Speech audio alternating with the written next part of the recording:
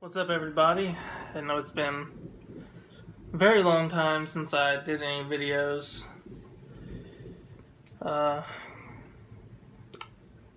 Life just keeps getting in the way, you know. I'm in nursing school. Been there since the last video, a little bit longer, I think. Honestly, off the top of my head right now, I can't remember when I posted my last video. I know it was a long time ago. But I've been in it since last July, so... and it's the accelerated program, so I'll be done in August, but it's tough. It is very tough. This is actually being filmed the night before an exam, so I'm hoping to keep it a little short, but I know I need to put this out there, and I need to get this started, so... Few updates. The one I just told you, I'm in nursing school. I'm doing alright. I officially got married this past July. So, yeah, it's been a while. So, tonight's video, I'm going to tell a story, like the usual. And this one's a little bit further back than the last few, so strap in. We're about to take a little trip back in time to the long go past of when I was 16. 2010. 2 years before the Mayan calendar ended. And when the PlayStation 3 still ruled the gaming world. Unless you're an Xbox fan and a member of the PC Master Race. So, yeah, we're going back that far. So, at that point, I was 16, I was a sophomore in high school.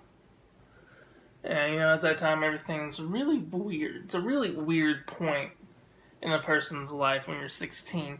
You're being introduced to a lot of things. You're introduced to really your first little tiny taste of freedom, in that you can get a driver's license, which I did, and this actually opens up a whole new world for you. I mean, suddenly you can go places that your parents aren't going. You don't have to catch a ride with someone else, some adult. You can officially take yourself from one place to another in a means other than your own two legs or your bike. And where I lived, if you wanted to travel by bike to see anyone, it would take you a few good hours before you saw any signs of life. I lived out in the boonies in rural southern Arkansas. Only people who lived on my street were my family, grandparents, and my great-grandparents. It was just one family. Sounds so southern like that. So southern. Get that first little taste, you're suddenly the world's open. You're open to start dating, you're open to finding your own adventures, you're open to getting jobs, you're open to everything. I got none of that. I had my driver's license. I didn't have a car. Didn't have a truck, didn't have a van, didn't have a moped, didn't have a motorcycle, didn't have anything. Didn't have anything at all. I still had to take the bus to school, still had to take a bus back, or get a ride with my parents. Such a crushing disappointment. Took the written test, took the driving test, passed them the first time, both things. Still nothing. So, yeah. Since I lived so far out of town, I couldn't really get a job. So, saving up for a car was also out of reach. And dating, when you don't have a car, and you don't have money, dating's kind of out of the ballpark, isn't it? it, especially if you're socially awkward, which I was the socially awkward king. I was a mightily shy and scared monarch who would never, ever venture out of his fortress to meet anyone other than the few accepted knights that I had in my employ. My friends. These are the few friends that I had. It's kind of presumptuous to call myself a king and them knights, but this is my story. I can say whatever the heck I like. So, speaking of those friends, we did get to hang out. We did spend time with each other. We spent the night at each other's houses when we could. And one of my friends could drive. He actually had a car, I believe, at 16. And one night, I think it was actually on my around my birthday, my friends came over. They drove over. It was an arranged hangout. You know how if you live in someone's parents' house, you have to arrange everything?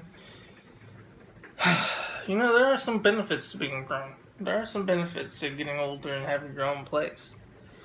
For one, you can, if you want to hang out with your friends, you can, but you can't really call it You can't really call it that anymore. You have to call it a party or something. Otherwise, it sounds like you're a man-child. And I am a man-child, as evidenced by the screaming little monster on my shirt. Great movie, by the way. So, we arranged a night. That's bad thunder. We arranged a night to hang out. It was me, the Alec with the C that I talked about in my last video. You know, the guy how a guy's truck stuck? It's before he had that truck. It was another friend named Dylan. And I think that was all that was there that night. Reaching back far, guys. It's reaching back far. But I'm hitting the highlights. Time to hit the highlight reel. For real. This is all I can remember. And it gets better, don't worry. I know it's starting out slow. So, they come over and we're hitting up the Black Ops Zombies. You know, the original, before they milked it to death, before it was finally just like, another zombies. Just same mechanics, wow. New guns. This was the original, the OG Black Ops Zombies. We had a blast playing that split freaking screen on my little 32-inch TV in my tiny bedroom. It was probably like if you had a nice big walk-in closet or a big bathroom, it was about that size. At my bed, a little stand for my TV, a tiny desk shoved in the corner with a dinosaur desktop that couldn't really run anything. No internet. No internet, so no online play, no YouTube, no Netflix, no nothing. It was just strictly bare bones. If you're speaking from a millennial point of view. So yeah, we hit up zombies really hard for a couple hours. But you know, you can only kill so many. You can only blow off so many zombie heads before you gotta step out and take a breather. You know? All that gore, you start to develop a little, you start seeing zombies with army zombies start shooting at each other. You can't do that. You can't do that without pissing somebody off. So, we decided to take a step out onto the deck and just, stare at the sky. That's always a fun activity, right? You just stare at the sky. For those of you who don't live out in the country, you may not know what the sky looks like out there. It looks like the sky, but with a lot more little silver specks everywhere, just flying around. It was a clear night. It was beautiful. It was really beautiful. It's one of the things I miss about that. But here I have internet, so that makes up for it completely. So we're looking out there, and we start talking. Like, I tell them everything around. My grandparents live down the road. My great-grandparents live out there. We go hunting out in that direction. And down there is a church. It has a graveyard where a lot of my family's buried. Respect. This is our land. This was our kingdom. Pitiful expanse of pine trees, and I don't know, that's about it. Pine trees and random bushes. That's pretty much all I ran into around there. Every now and then you get a little riverbed, which is basically a ditch that would fill up during the rain. So I like with a C. Here's the word graveyard, and suddenly his ears perk up. You know, like in like when a dog, when they get interested, just go whoop, or a rabbit, whoop. Graveyard? We must explore. And remember how impressionable you were at 16? You would basically do anything for your friend's approval. Take yourself and put yourself in my shoes, where you have between 2 and 4 friends at any time. The best time in your life, you have 4. Most of the time, you have maybe 1 that sticks with you. You're gonna do something that they want to do to keep them around you, because you don't want to go back to being that little lone kid over by the swing set. Which in high school, you don't have that swing set anymore, so you get to stand by the bricks in that weird pavilion that they tell you, okay, you get 30 minutes, if you eat your lunch too fast, you go stand outside, get some sunlight before we send you back in to stare at a book you're not really reading. So, he says we have to explore. Now, we lived on a dirt road, out in the middle of the country. Like, nearest civilization was 20, 30 minutes away by car, going 60 miles an hour. Which was over the speed limit, by the way. We never paid attention to that on those back roads. So, yeah, we went, by the way. We, in the middle of the night, we were walking down, me, Alec Lacey, and my other friend Dylan. We were just walking down. Gravel driveway, so we really didn't make that sound. Long driveway. So we get to the road. It's a half mile to the church. Half mile. Don't walk that at midnight. In the country, surrounded by woods, to a graveyard. Me now looking back, all my horror movie trained senses are going, don't do it. Don't you do it. One of you is going to die. One of you is going to get cursed. The other one's going to be mutilated beyond repair. And you're just going to be sitting there with memories like,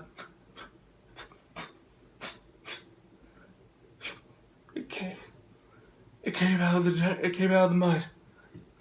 Mud monster. Yeah. So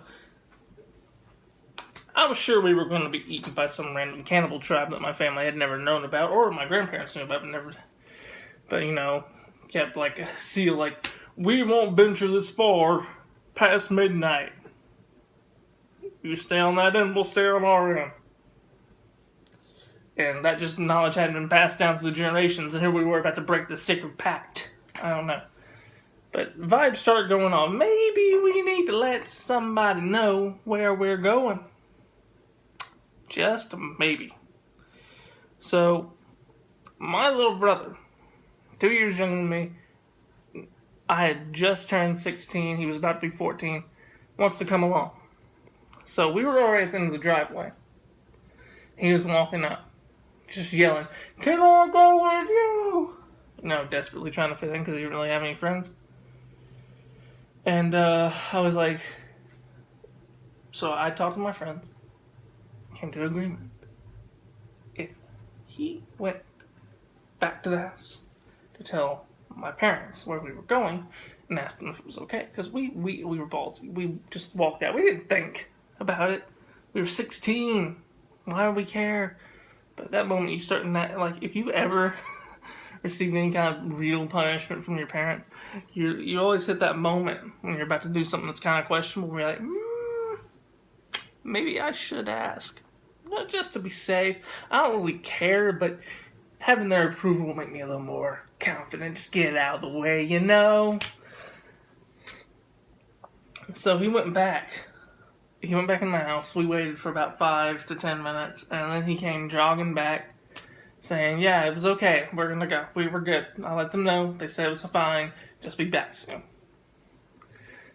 And we believed him. And this is 3 16-year-olds talking to a 14-year-old. And we really just want to go. Oh, one really wants to go. Dylan was kind of Me, I didn't want to go, but I was the one who knew the way, so I wanted to be cool in front of my friends. So, we set out on our midnight adventure, fully expecting to not make it. At least I didn't. I thought we would get scared and run back, or, something would jump out, like a wolf or a snake or something. I don't know. Just something that wouldn't make us go all the way. So we're walking, just crunching our way down. No cars come out, so it's just getting creepier and creepier. We didn't bring flashlights.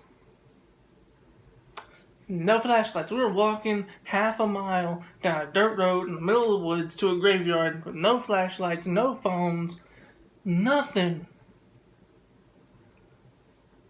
Just the moonlight.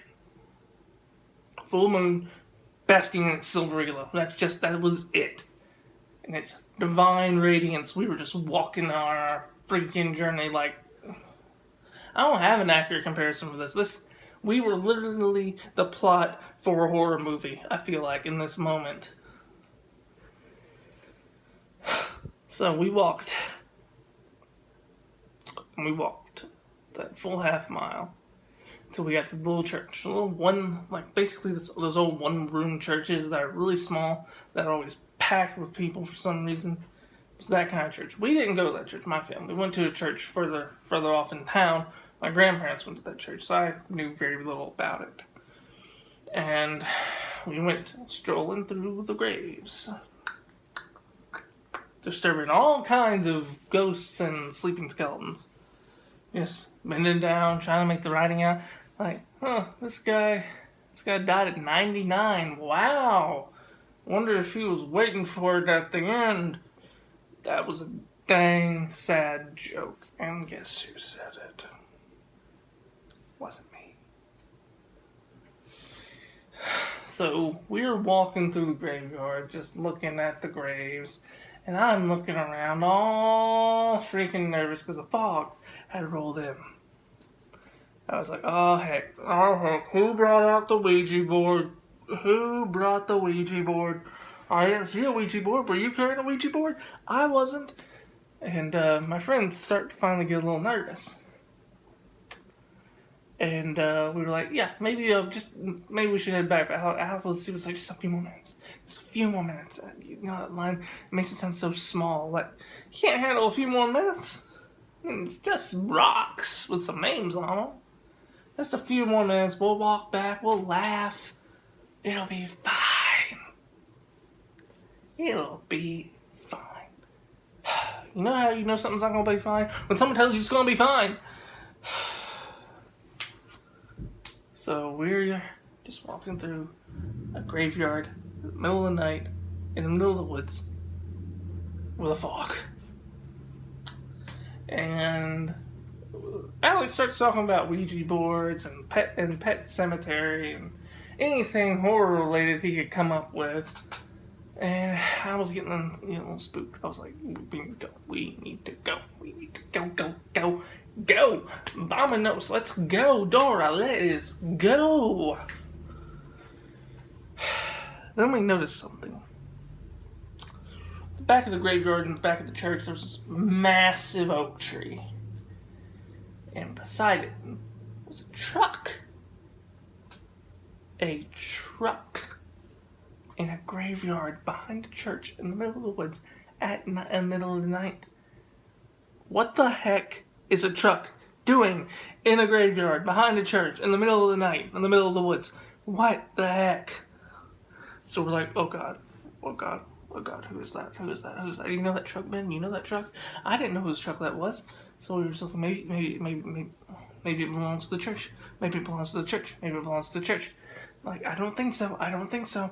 But it was the one we're going to roll with. So we were like, we walked a little closer, you know, like idiots, and just stared at it. For like 5 minutes. And we were like, okay, doesn't look like anyone's in it. We're safe. We're good. Let's start walking back. And then all of a sudden, the horn lets out. You know those party horns? Like that. It was awful. I might cut that out, but maybe not. But that kind, it blares out into the silent, foggy night and scares us to death. Like, I'm pretty sure Dylan leapt out of his shoes. Alec lost a few shades of skin. I lost a couple freckles. I'm pretty sure that happened. If my brother had been well hydrated, well, I probably would have peed himself. His knees were knocking. I could hear him. He was like trying to play the freaking xylophone with his knees. But, and then the truck turns on. And we freeze. Now, I know what you're thinking. Now, I know what you're thinking. In these moments, you should yell something. Like, squirrel! And just rush off. But we're in the middle of the woods at night. We're not running anywhere. So the truck turns on, revs up, and comes up to stop right beside us. Headlights on, window goes down. There's a man in the car. Did not know this man. So, you know those stranger danger things you get drilled in when you're in like kindergarten through like 6th grade? They were going off. Even at 16, they were going off. And he was like, "What are you doing?" We didn't have a good answer. We were just like, What are you doing out here in the middle of the night? And I was just like, just wanted to come visit the graveyard. And he was like, "Does anyone know you're out here?" That's a scary question. Like, are you asking us because we're young and we obviously have someone that's supposed to be looking out for us? Or are you asking us because more specimens for my collection? And we were like, and for some reason I got bold. Just all of a sudden just stepped up and like, yeah, my mom and dad know. We just live right down the street. I just wanted to show my friends I have relatives that are buried out here. They just want to see the graveyard. I was just taking them out here. And then, as soon as this sounds like this conversation's going to be over, another truck just comes barreling down the road. And I recognize this one. It's my dad's. And I wonder, okay, either the guy in the truck knew my dad, or something's up. So my dad gets out of the truck, and he doesn't look happy. He looks pissed. He looks PO'd. And I'm thinking, okay, so my brother told them we were going to go to the graveyard. They said we could go. So why is my... Oh, you son of a... I can't say that, Chris, because we share the same mama. But... And I'm thinking, you bastard. Obviously somebody lied. My dad gets out, and my dad walks over to the car. The guy in the other truck starts talking to him. And it turns out he's a game warden trying to catch people who've been spotlighting. Which is when you go out in the middle of the night with a gun and a big flashlight and you shine a spotlight so you can see the deer's eyes and BAM! Blow their head off. It's illegal. It's illegal in the state of Arkansas.